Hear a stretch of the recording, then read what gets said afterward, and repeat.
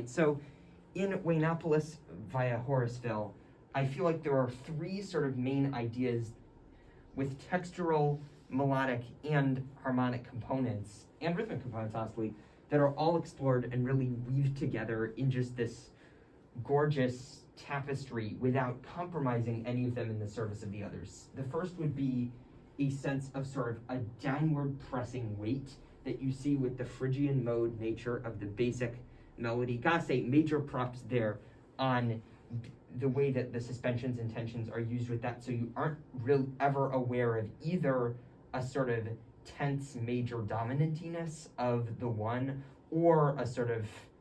directionless minorness of it. I feel like whenever someone is trying to write in a Phrygian mode or transformed Phrygian mode, that's always a challenge, and I've got to say, I think y'all mastered that really well. Also, but so then you also see that with some of the syncopations during the solos, as well as the really heavy and direct way that the piano chords are played, which adds just this layer of like sort of like a firm and meaningful landing in between all of the very syncopated and sort of transitional flowing stuff. The solos were,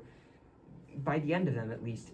it weren't really discrete units. There were these long phrases where you couldn't even really tell where subparts of them were. But rather than getting lost in that, because of the fact that all of the motions felt so fluid and natural, it was really easy to understand and follow. And this I would compare chordally to the way that some of the 5-1 and 2-5 in the middle of the head and throughout the solos are used, that contrast with the Phrygian element and lend the sort of heavy but not really tonal release into the one an extra sense of credibility. And I would also add to that the way that the texture that was used both in playing the piano and on the wind instruments had this very sort of, you felt a strong sense of internal structure and flow, that like a cascading almost, that really added to the chord structure that was used. And last but not least, I would say that the immense attention to building up this layer of tension that was at the same time comfortable before any kind of resolution, especially with that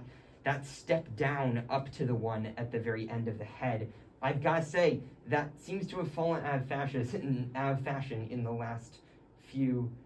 centuries, and props for bringing it back, because we really miss that. And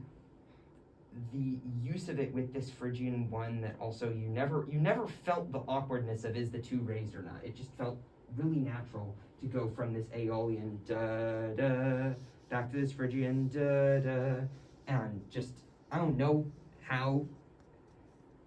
I have no idea how the Rare Earth Sound Ensemble managed to do that, but all I can say is buy the album, find out, it'll blow your mind.